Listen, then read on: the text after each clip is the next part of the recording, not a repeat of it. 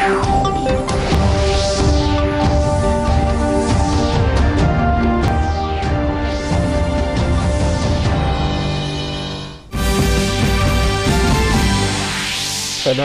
नरेंद्र मोदी ने पीएम किसान सम्मान निधि योजना के तहत 10 करोड़ से अधिक लाभार्थी किसानों को 20,000 करोड़ रुपए किए हस्तांतरित।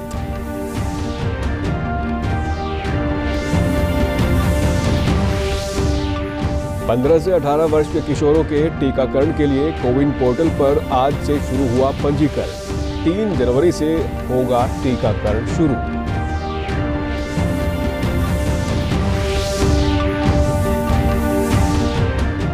भिवानी के डाडम खनन क्षेत्र में पहाड़ खिसकने से हुआ बड़ा हादसा। राहत और बचाव कार्य लगातार जारी। गृह मंत्री अमित शाह, केंद्रीय कृषि मंत्री और मुख्यमंत्री मनोहर लाल ने जताया दुख। और राष्ट्रपति रामनाथ कोविंद, प्रधानमंत्री नरेंद्र मोदी और मुख्यमंत्री मनोहर लाल ने नव वर्ष पर देशवासियों को दी शुभकामनाएं। दूरदर्शन हरियाणा की ओर से आप सभी को नव वर्ष की हार्दिक शुभकामनाएं। नमस्कार, मैं सुरेंद्र कुमार। अब समाचार विस्तार से। प्रधानमंत्री नरेंद्र मोदी ने आज किसानों को सशक्त बनाने के लिए नए साल का बड़ा तोहफा दिया।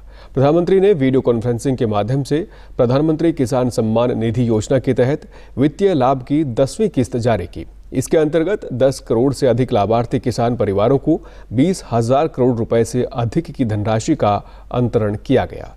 इस अवसर पर प्रधानमंत्री ने कहा कि प्रधानमंत्री किसान सम्मान निधि देश के किसानों के लिए बहुत बड़ा संबल बनी है।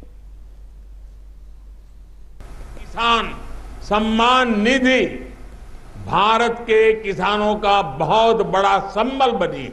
हर बार हर किस्त समय से हर साल हजारों करोड़ रुपए का ट्रांसफर बिना किसी बिचौलिए के, बिना किसी कमीशन के। पहले कोई कल्पना भी नहीं कर सकता था कि भारत में ऐसा भी हो सकता है। आज की राशि को मिला दें तो किसान सम्मान निधि के तहत किसानों के खाते में 1,80,000 करोड़ रुपए से ज्यादा ट्रांसफर हो चुके हैं। आज उनके छोटे छोटे खर्चों के लिए ये किसान सम्मान निधि बहुत काम आ रही है। प्रधानमंत्री ने 351 किसान उत्पादक संगठनों को 14 करोड़ रुपए से अधिक का इक्विटी अनुदान भी जारी किया, जिससे 1 लाख से अधिक किसानों को लाभ होगा। जो छोटा किसान पहले अलग थलग रहता था, उसके पास अब एफपीओ के रूप में 5 बड़ी शक्तियां हैं। पहली शक्ति है बेहतर बार्गेनिंग, यानी कि मोल भाव की शक्ति। एफपीओ के माध्यम से अब खेती के लिए जरूरी चीजें किसान थोक में खरीदते हैं और रिटेल में बेचते हैं। एफपीओ से जो दूसरी शक्ति किसानों को मिली है वो है बड़े स्तर पर व्यापार की। प्रधानमंत्री ने कहा कि नए साल में हमें बीते साल से प्रेरणा लेकर नए संकल्पों की ओर बढ़ना है।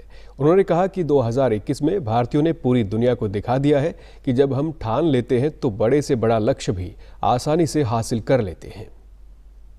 आज जब हम नव वर्ष में प्रवेश कर रहे हैं, तब बीते साल के अपने प्रयासों से प्रेरणा लेकर हम नए संकल्पों की तरफ बढ़ना है। 2021 में हम भारतीयों ने पूरी दुनिया को दिखा दिया है कि जब हम ठान लेते हैं तो बड़ा सा बड़ा लक्ष्य छोटा हो जाता है।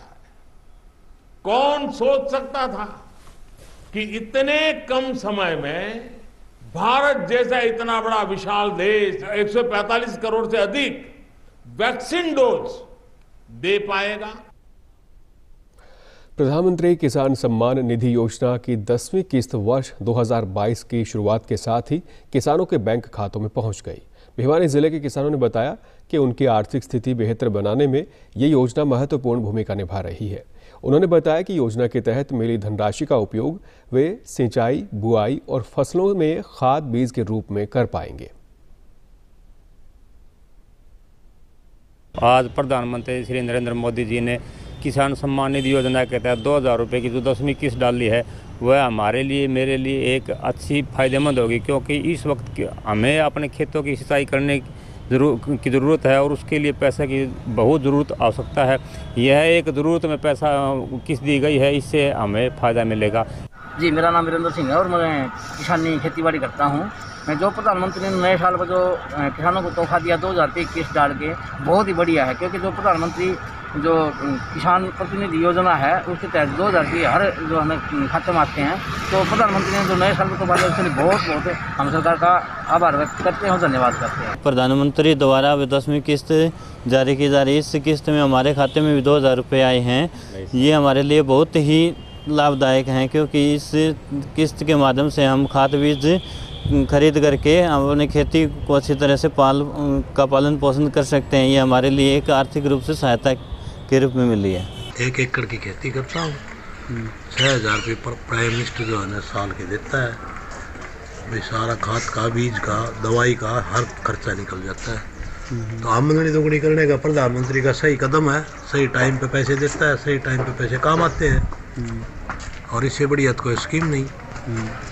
हर चीज़ का भाव मिलता है। अब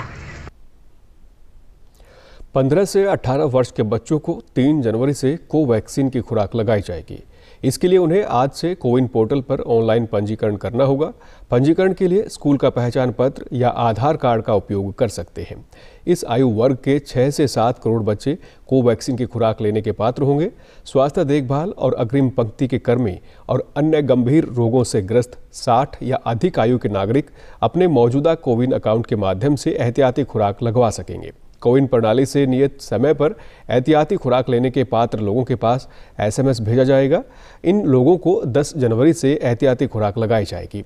राष्ट्रीय स्वास्थ्य प्राधिकरण के मुख्य कार्यकारी अधिकारी RS शर्मा ने बताया कि 60 और उससे अधिक आयु के लोगों को पंजीकरण कराते समय अपनी बीमारी की जानकारी देनी होगी और उन्हें इस बारे में टीकाकरण केंद्र पर पंजीकृत चिकित्सक का प्रमाण पत्र देना होगा। आज भिवानी जिले के डाडम खनन क्षेत्र में पहाड़ दरकने से एक बड़ा हादसा हो गया। केंद्रीय गृह मंत्री अमित शाह ने लैंडस्लाइड से हुए हादसे पर दुख जताया और मुख्यमंत्री मनोहर लाल से बात करके घटना की जानकारी ली। केंद्रीय मंत्री ने कहा कि स्थानीय प्रशासन बचाव कार्य में लगा हुआ है और अधिक से अधिक लोगों की जान बचाना हमारी प्राथमिकता है। मैं घायलों के शीघ्र स्वस्थ होने की कामना करता हूं। केंद्रीय कृषि मंत्री नरेंद्र सिंह तोमर ने ट्वीट के जरिए जान गंवाने वालों के परिवार के प्रति संवेदनाएं व्यक्त की और घायलों के शीघ्र स्वस्थ होने की प्रार्थना भी की। मुख्यमंत्री मनोहर लाल ने भी ट्वीट करके हादसे पर दुख जताते हुए कहा कि स्थानीय प्रशासन द्वारा राहत और बचाव कार्य लगातार जारी है। साथ ही उन्होंने घायलों के जल्द स्वस्थ होने की कामना की। भिवानी जिले के डाडम खनन क्षेत्र में पहाड़ खिसकने से कई लोग घायल हो गए, जबकि अभी तक 3 लोगों के मृत्यु की पुष्टि हुई है। घायलों का उपचार जारी है। आज सुबह 8 बजे खनन कार्य के दौरान पहाड़ का एक बड़ा हिस्सा अचानक से खिसक गया, जिसके चलते वहां खड़ी पोपलैंड मशीनें व डंपर दब गए। हादसे का पता लगते ही कृषि मंत्री जयप्रकाश दलाल घटनास्थल पर पहुंचे और घायल हुए लोगों को हर संभव सहायता मुहैया करवाने के निर्देश दिए। उन्होंने कहा कि जिला प्रशासन द्वारा राहत और बचाव कार्य जारी है। हुई है कि पहाड़ गिरने की वजह से इसमें कुछ लोगों की जान गई है। 3 लोग हॉस्पिटल में गए हैं अभी तक और यहाँ जो ठेकेदार की बताने के हिसाब से कहता है कि 3-4 आदमी हो सकते हैं, लेकिन मुझे इस बात की सही संख्या का नहीं पता। ज़्यादा से ज़्यादा अधिकारियों को हमने कहा है कि जितना जल्दी हो सकता है जो फंसी हुई गाड़ी है पत्थर काट करके उसको निकालें। और डॉक्टर की टीम आ गई है, हमारे CMO भी आ गए, एम्बुलेंस भी आ गई है। किसी भी की जान माल को अगर बचा सकते हैं जान को, तो सबसे पहले प्राथमिकता उस बात को दी जाए। ठेकेदार वेदपाल तंवर ने बताया कि खनन क्षेत्र फॉरेस्ट एरिया से घिरा हुआ है। फॉरेस्ट एरिया क्षेत्र से हजारों टन का पहाड़ खिसक कर खनन क्षेत्र की तरफ आया, जिससे ये हादसा हुआ है। दोनों साइड फॉरेस्ट का एरिया लगा हुआ है और फॉरेस्ट के एरिया से पहाड़ चल पड़ा, नीचे मजदूर काम कर रहे थे, पॉपलैंड वगैरह, और उसका बचाव कार्य में लगा हुआ है। प्रशासन आया हुआ है और प्रशासन अपना कार्य कर रहा है। सारे लोग यहाँ बैठे हुए हैं और बचाव कार्य के लिए लगे हुए हैं। नववर्ष के अवसर पर राष्ट्रपति ने देशवासियों को शुभकामनाएं दी हैं। उन्होंने ट्वीट करते हुए कहा कि सबको नया साल मुबारक हो। आइए हम अपने समाज और देश में सर्वांगीण प्रगति की शुरुआत करने के संकल्प के साथ नए साल का स्वागत करें। नववर्ष हमारे जीवन में सुख, स्वास्थ्य, सफलता, समृद्धि और शांति लाए। प्रधानमंत्री नरेंद्र मोदी ने नववर्ष पर ट्वीट कर नए वर्ष की बधाई देते हुए कहा कि ये वर्ष सभी के जीवन में ढेर सारी खुशियां और अच्छा स्वास्थ्य लेकर आए।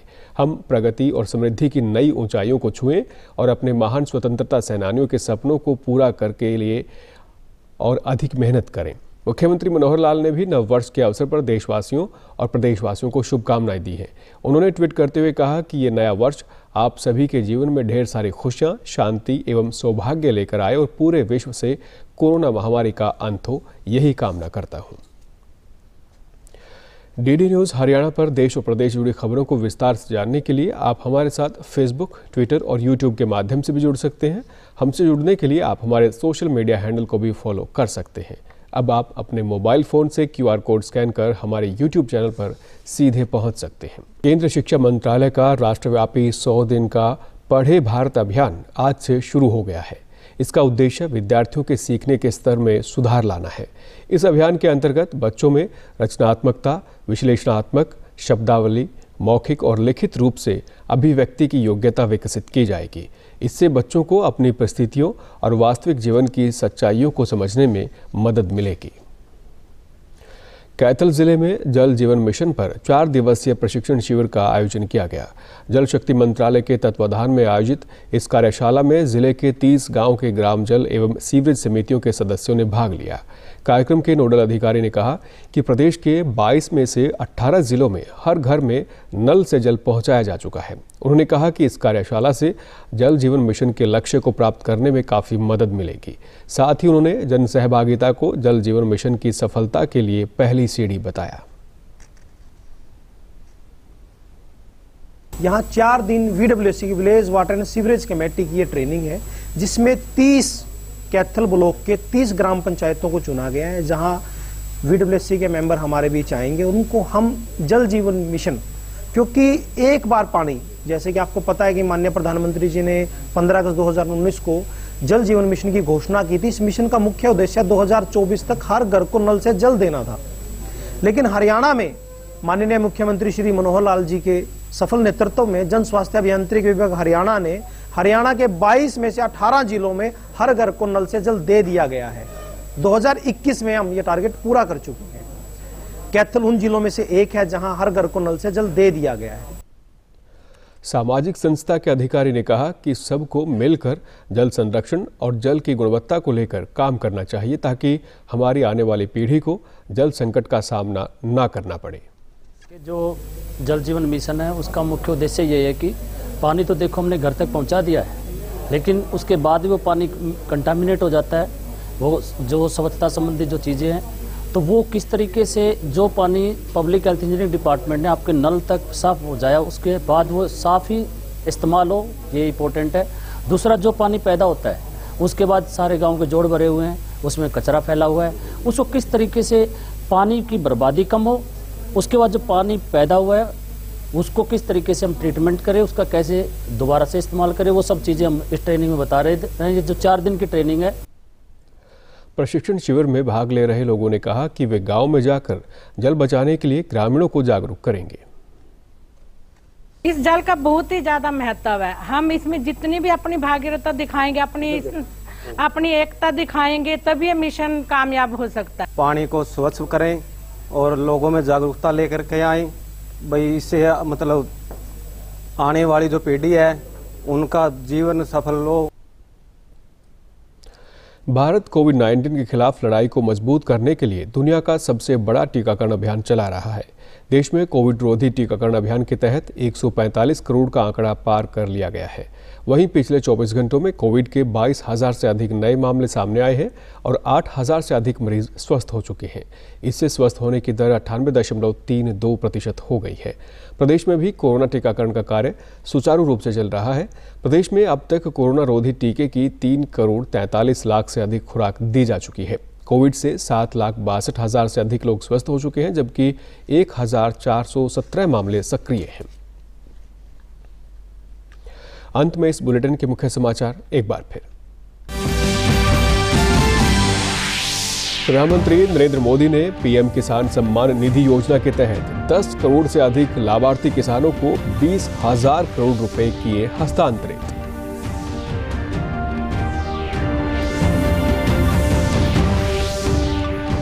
पंद्रह से 18 वर्ष के किशोरों के टीकाकरण के लिए कोविन पोर्टल पर आज से शुरू हुआ पंजीकरण। 3 जनवरी से होगा टीकाकरण शुरू।